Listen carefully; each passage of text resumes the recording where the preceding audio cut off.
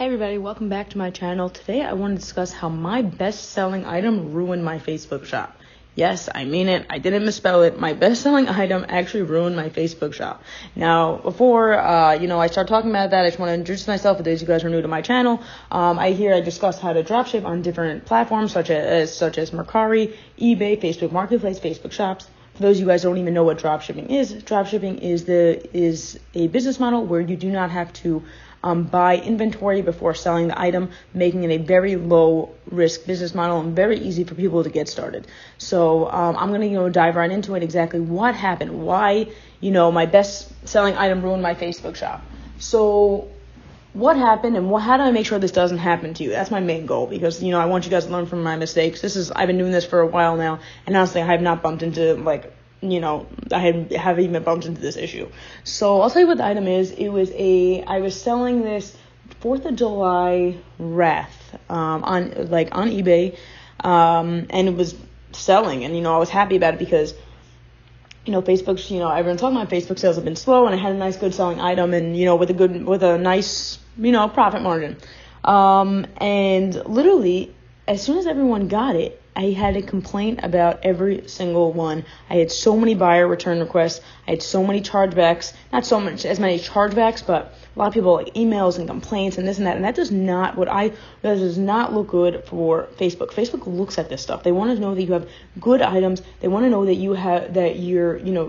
that that customers are happy, and customers are not happy when they get a piece of garbage. Basically, that's literally what I sold. And obviously, I didn't even realize. So in the end of the day, I really my best-selling item actually made me, probably lose money, because I think my sales, I do believe it has something to do with this shop declining and declining with sales. And you know what? It's also like when you get a bunch of return requests, you're thinking you're making this profit, and you're like, oh shoot, now I have to return it. So you really didn't make that profit, and it's kind of like, it's not great, and you definitely want to avoid this stuff. So I'm going to go into, this next thing and say what can we do? What can you guys do to make sure? What can I do to make sure this does not happen again? So I thought of 3 things, and these are 3 things that I'm taking with me. The first thing is, does this item have good reviews? Ask yourself, before you list, ask yourself, does this item have good reviews? On eBay, you don't have that as much. On Amazon, Home Depot, Walmart, you'll have the review section. Check it out. It's worth it. Honestly, at this point, I never this and that, because cheaper items sell. But you know what? Is it worth it to sell the cheaper items? Is it worth it to whatever if you're going to have to get a return on all that? Not so much. The next was list the item at a low amount and see if it gets good reviews from your customers. Meaning so I suggest, I list actually at 100, or 150 or whatever. So I'm suggesting now, and also I had another issue where, if something's out of stock and stuff like that, it might not be the best to list at 100. It might be just list to be 10.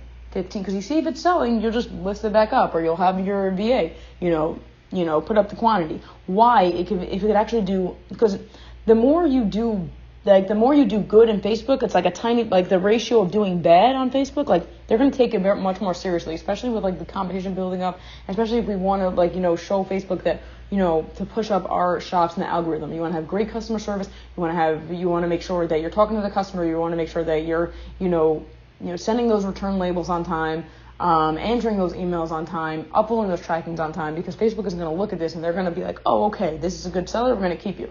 So that would be another way to, because sometimes on eBay, you don't know if it has low reviews or not. So you kind of want to just be okay, you know what? Okay, I'm going to list this kind of, I guess, at my own risk, even though it's looks like maybe, it's so funny because the design didn't look cheap to me. So I guess it's, whatever, but see if it, has some sales, wait for it to get some reviews.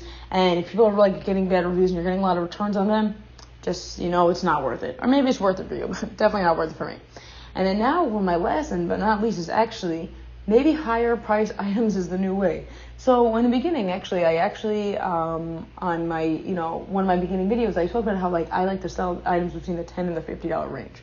I'm actually having, just because I guess, the change of e-commerce and selling changes, I actually am listing more things over $100 and $150, and even though there's bigger risk, there's also higher reward, because at this point Facebook does not have Facebook does not have a lot of sales, and that one sale can make you $30-$40 instead of like having to get all those like little sales. So for that reason, but also for the reasons that usually the higher price items are not cheap, garbage. Usually, like, if you're paying for something like that, you want to look into it and make sure it's a good item.